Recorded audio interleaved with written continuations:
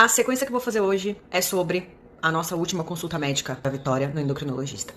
Por que eu vou falar isso? Porque é muito comum as pessoas saírem das consultas, meu médico só aumentou minha basal, meu médico nem olhou nada, meu médico não sei o quê. E dessa vez eu vou defender o médico e vou falar das coisas que são nossa responsabilidade e a gente deixa pra lá. Eu pago bem caro na consulta. E não só por isso, mas também eu faço questão de sair de lá com a consulta perfeita, com todas as minhas dúvidas sanadas, com tudo resolvido. E eu sei que pra isso eu não dependo só do médico. As coisas dependem também de mim e da Vitória. Vou deixar aqui uma listinha de tudo que você tem obrigação de levar pra consulta pra poder sair de lá feliz e com resoluções, com coisas interessantes. Independente se você paga 2 milhões de reais na consulta, se essa consulta é num ambulatório de especialidade ou é do SUS, porque a gente acha que o SUS é de graça, mas tem sempre alguém pagando essa conta, ou consulta de convênio, certo? Então, eu vou apresentar todas as coisas aqui que você precisa levar para a consulta, e se mesmo estando com todas essas informações, você sair de lá sem as suas questões resolvidas, aí a gente conversa sobre, caramba, então talvez de repente eu precise de outro médico. O que a gente tem que chegar na consulta com tudo em mãos ou mais fácil possível de interpretar? Dados, informações. Nenhuma consulta acontece da noite para o dia. Ela sempre é agendada com antecedência. Nem que seja 48 horas, mas uma antecedência tem. Uma consulta no endocrinologista não acontece. No endocrinologista, oi, tudo bem? Você tem uma consulta hoje? Tô indo. Sabemos que não é assim que a coisa funciona. Então temos tempo. Tempo pra gente se antecipar. Tempo pra gente fazer as coisas acontecerem, se organizar, fazer... Enfim. Então, o que a gente precisa levar? Dados. Quais dados? Todos.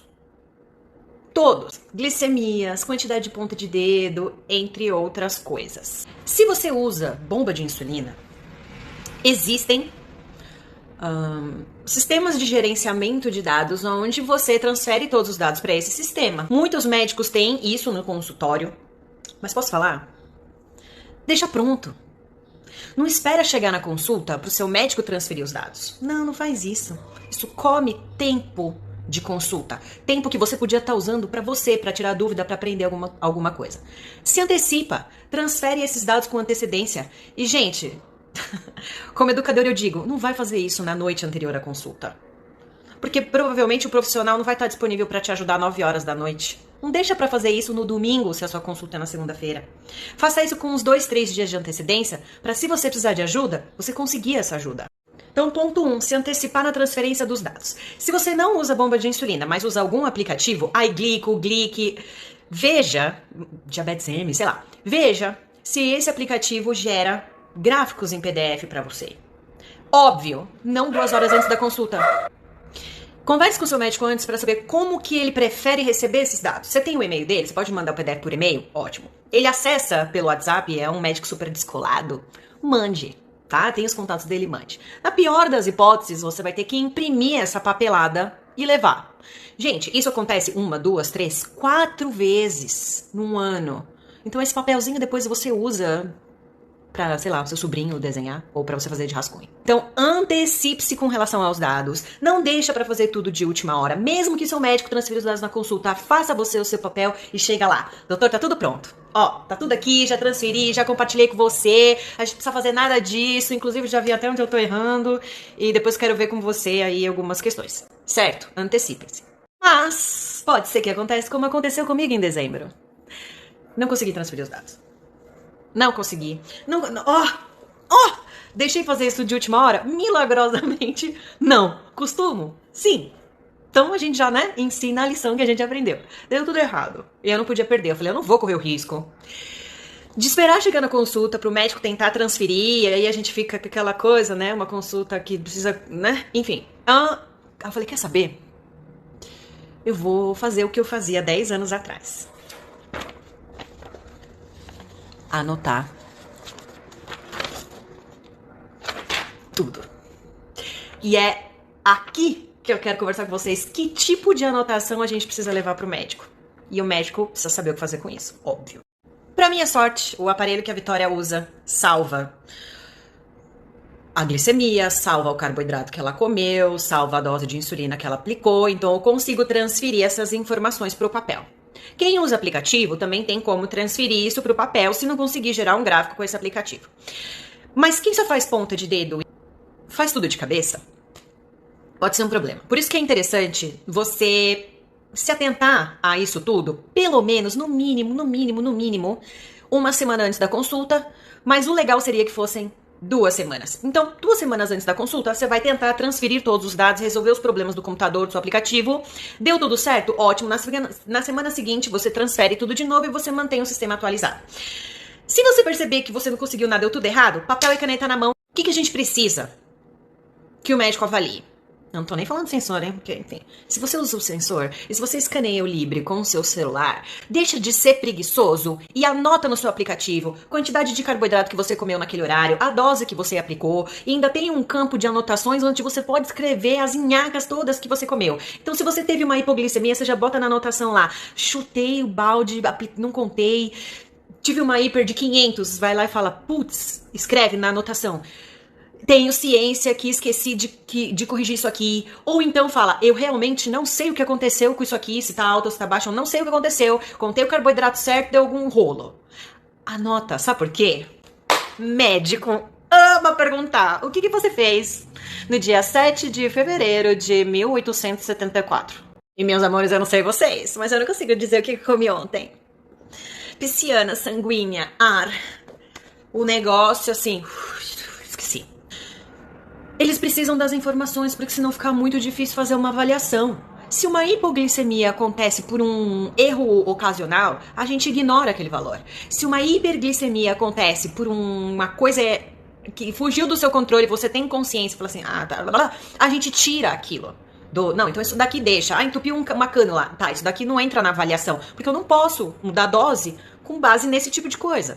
O que o médico precisa para ajustar a sua dose? Observar padrões que se repetem.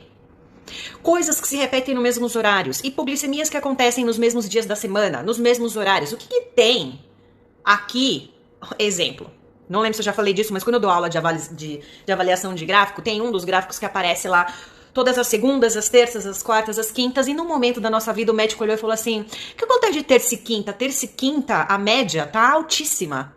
O que acontece de terça e quinta? Porque se nos outros dias tá tudo bem, ela fica com a outra pessoa, é outra pessoa que conta os carboidratos. Fala, não, terça e quinta. Terça e quinta, ela fazia comum de matemática. Que ela odiava. E toda terça e quinta, aquilo era tão ruim pra ela que alterava completamente a glicemia. O que a gente faz? Tirei do comum. Tava fazendo mais mal do que bem. Mas a gente só percebeu o impacto daquilo quando a gente avaliou. Poxa, terça e quinta o trem desanda. O que acontece? Comum. Final de semana, sábado e domingo, glicemia super alterada. O que é? Ai, alimentação, dou uma relaxada, não conto, come devagar. Então, gente, avaliar os gráficos, sabe, a gente precisa de informação. Outra coisa interessante, guarda compartilhada. Quando a criança fica uma semana com o pai, uma semana com a mãe, 15 dias com o pai, 15 dias com a mãe, é muito interessante também da gente ver como que a criança fica quando tá com o pai, como que a criança fica quando tá com a mãe. Não é pra estimular a treta. Não. É porque se ela fica com o pai e dá certo e tá um jeito e com a mãe dá outro jeito, o que esse pai tá fazendo? O que essa mãe tá fazendo? Como que a gente pode organizar isso melhor? Veja quanta coisa tem. Mesma coisa sobre atividade física. 3 vezes por semana faz crossfit, 2 vezes faz yoga. Pós-yoga tá desse jeito. Nos dias do crossfit tá esquisito, tá assim, tá assado. Quando a gente bate o olho e a gente vê essas coisas, e você tem que dar isso pro teu médico poder avaliar, senão você não vai, ou pra sua educadora, enfim. Você vai traçar estratégias. Você vai sair do crossfit? Do comum tudo bem, mas do crossfit não. Você vai parar. Não, o que você vai fazer? Você vai traçar estratégias e ajustar o seu tratamento para que fique bom. Mas para que isso aconteça, você tem que dar isso pro teu médico. Muitas vezes quando a gente tá atendendo, especialmente os adolescentes, você tá fazendo, sei lá, comecei a fazer musculação. Você notou alguma diferença? Não. Você percebeu alguma coisa quando você come pizza? Não. Os caras não prestam atenção nas coisas. Então a gente, mamãezinha... a gente vai ter que fazer isso. Precisamos de glicemia. Antes e depois. 2 horas depois, 3 horas depois, vê o que seu médico prefere. O valor de glicemia depois vai ajudar a gente a entender o que aconteceu ali, certo? Então a gente precisa de um antes e um depois. É muito interessante ter uma quantidade de carboidrato que comeu e a dose de insulina que aplicou.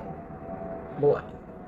Então, eu fiz aqui glicemia e dose de insulina. Não coloquei um carboidrato porque eu tava com preguiça, certo? Mas você pode colocar, mas você não precisa também. Mas é interessante. Mas é a quantidade de carboidrato, né? A gente pode avaliar a quantidade de carboidrato de outra forma. Glicemia, dose de insulina e o pós. E eu ainda coloquei algumas observações, tipo festa, balada, glicemias pré e pós. Se aplicou, se não aplicou, porque daí se tem uma hiper depois, eu falei, omitiu bolos aqui, por isso que chegou nos 400, tal, não sei o quê. Uma coisa muito importante quando a gente vai fazer isso aqui é a vida dos nossos filhos. Eu disse pra ela, olha só, eu vou fazer isso aqui porque eu quero que a gente aproveite ao máximo a consulta. E eu te prometo que eu não vou falar nada sobre o que eu encontrar aqui. Eu não vou brigar pelas vezes que você esqueceu de aplicar. Eu não vou brigar pelos 400 que apareceram aqui. Gente, isso daqui não pode ser material para briga. Isso daqui tem que ser um material para resolução de problemas lá na consulta, sem treta, sem briga. Observações. Dias de festa, dias atípicos, dias de estresse, dias de atividade física, dias de pré-menstrual, dias de doença.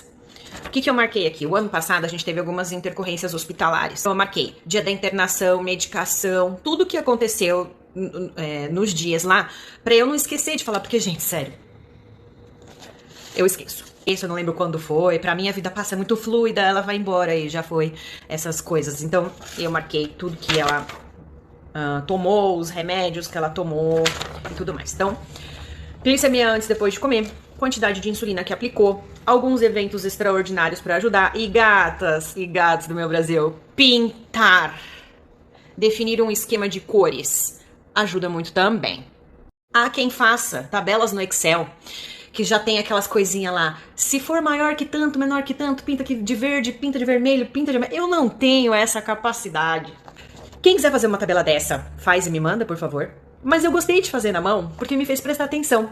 E eu pintei de algumas cores aqui. Eu ia fazer de caneta, colorida, diferente, mas aí, quando eu vi, já tinha esquecido, fiz tudo de preto e pintei.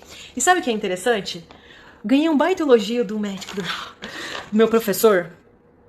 Ele disse, cara, não adianta. Por mais que a tecnologia nos ajude, a tabelinha pintada é sensacional. Sensacional. O médico bate o olho e vê as coisas de uma forma muito mais simples, mais organizada. Isso aqui é se não tiver dados eletrônicos. Ponta de dedo para ir pós, dose de insulina. Outra coisa importante que eu anotei aqui, ó. Número de bolos por dia. Bolos é o nome que a gente dá a toda a injeção de insulina que você faz com ultra rápida para queimar carboidrato e corrigir de glicemia. Por que o número de bolos é importante? Porque quanto mais picadas, melhor. Mesmo que seja bomba de insulina, quanto mais bolos, melhor. E a gente consegue organizar e entender se isso está indo bem ou não da seguinte forma. Eu me alimento 6 vezes por dia com carboidrato. Café, lanche, almoço, lanche, jantar e ceia. Se eu faço 6 refeições por dia, eu preciso ter, com carboidrato, tá? Eu preciso ter 6 bolos por dia. Obrigatoriamente. Veja. Quantas vezes come por dia? 6. Quantos bolos faz? 3. Glicemia, dose de insulina, número de bolos, número de testes. Vamos lá. Se você já sabe quando é a consulta, você pode pegar uma semana antes e aumentar o número de testes desde que você saiba o que você está fazendo. Eu posso fazer teste a hora que eu quiser? Eu posso ter 15 pontas de dedo por dia? Depende. São informações que vão te trazer coisas interessantes, porque veja lá, eu comi meu carboidrato por 1 hora, 45 minutos, 1 hora, ele vai aumentar, alterar minha glicemia, e aí depois que a insulina chega lá no seu pico também, vem todo mundo pra baixo. Se eu fico fazendo ponta de dedo nesse processo, eu vou ter um monte de glicemias que não dizem nada. Porque ainda tá subindo ou ainda tá descendo. Então, desde que a gente saiba organizar essas glicemias, é interessante aumentar a frequência. Porque se você chega na consulta com poucos dados, o seu médico não consegue te ajudar. Se você chegar, mas eu faço todas as glicemias pré, ele vai conseguir avaliar algumas coisas com as glicemias pré. Ele vai ter muita dificuldade de avaliar outras coisas. Porque, ok, eu vi o que estava antes, mas eu não vi o que aconteceu depois. E entre as 2, 3 horas depois de comer e a próxima refeição, muita coisa pode acontecer. Ai, mas eu não quero furar tanto dedo, minha filha. Deixa de ser chata, é 1 semana só antes da consulta.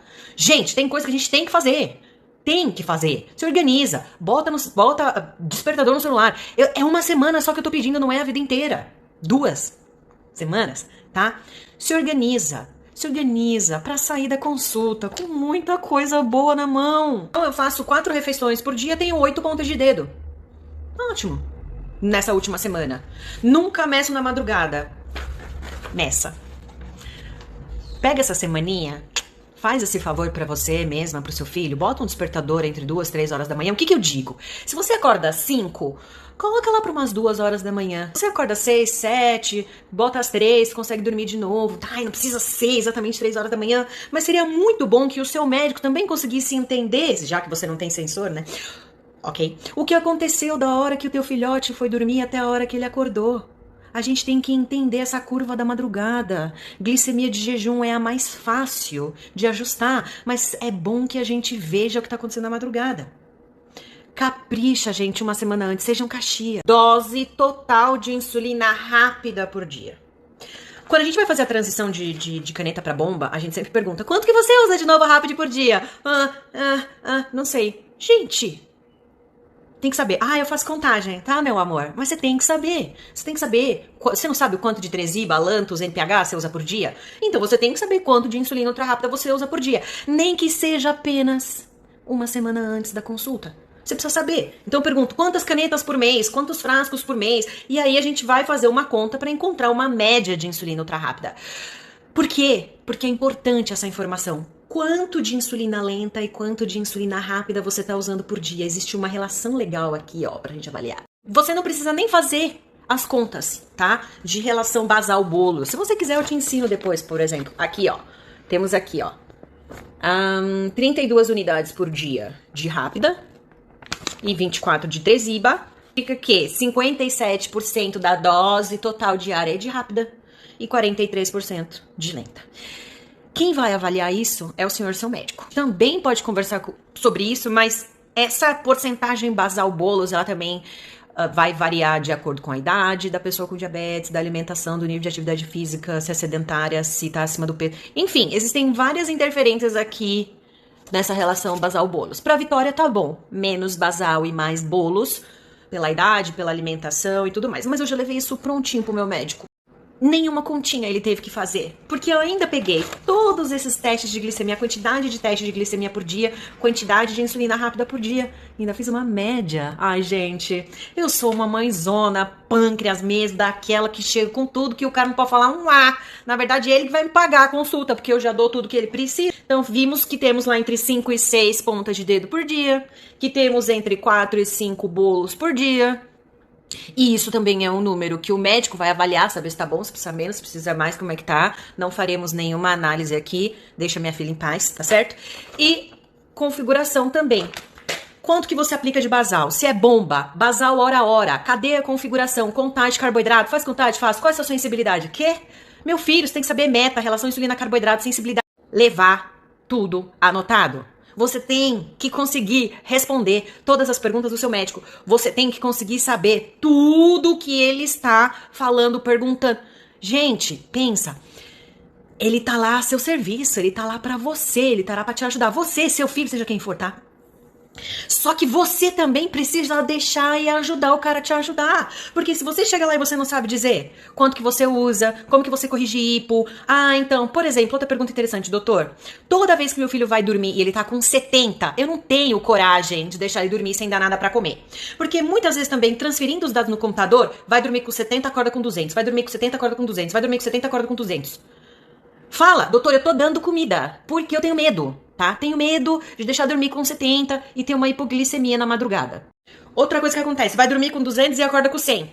Foi dormir com 200, corrigiu e acordou com 100? Beleza, a gente vai entender por que tá indo dormir com 200. Foi dormir com 200 e acordou com 100? Você corrigiu os 200? Não, caiu sozinho. Opa. A função da insulina basal na madrugada não é corrigir a glicemia da hora que você foi dormir pro seu jejum, porque o dia que você for dormir com 100, você vai acordar com 50? Vai acordar com 0? Porque se ela tá baixando 100, de 200 vai pra 100, o dia que você for dormir com 100, você vai acordar com 0? Aí o dia que você for dormir com 100 e acordar com 0, no outro dia, se você acordar, você fala, cara, eu vou comer antes de dormir, não vou corrigir. Então, tudo isso, você tem que contar pro teu médico. Tudo. Tudo. O que você comeu aqui? que na madrugada deu não sei quanto. Eles vão perguntar e você tem que conseguir responder. Sem isso, gente, ninguém vai pra frente.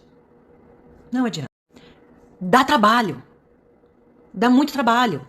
Ah, mas o médico do meu convênio me atende em 15 minutos. É obrigação dele.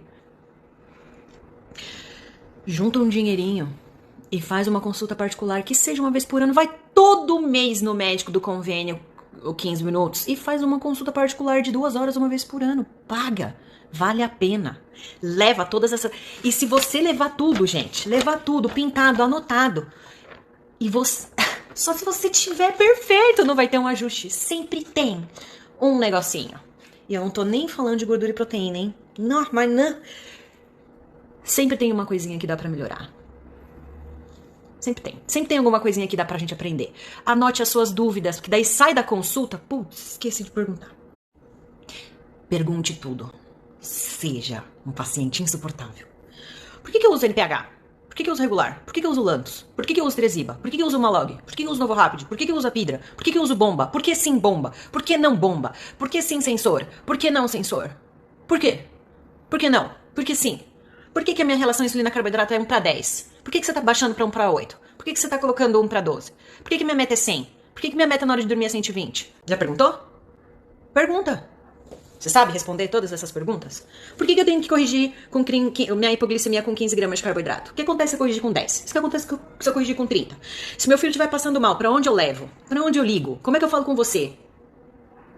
Por que a minha sensibilidade é 50 de dia e 70 de noite? Por quê? Por quê? Por que quando eu corro eu tenho hipo? Por que quando eu faço musculação eu tenho hiper? Por que quando eu como isso fica assim? Por que quando eu como aquilo fica assado? Por que quando eu tenho uma reunião importante minha glicemia sobe? Pergunte tudo. Pergunta tudo. E tenha uma resposta satisfatória. Ah, porque é melhor. Melhor por quê? Melhor pra quem? Por que a outra não é melhor? Pergunta tudo. É a tua vida. É a vida do teu filho. Como é que você pode sair de uma consulta médica sem saber absolutamente tudo a respeito de tudo? Eu queria ser desencanada desse jeito, hein? Queria. Olha, você vai usar essa insulina. Por quê? Eu acho que meu médico deve gostar muito de mim, porque eu fui essa pessoa. E hoje eu tô aqui.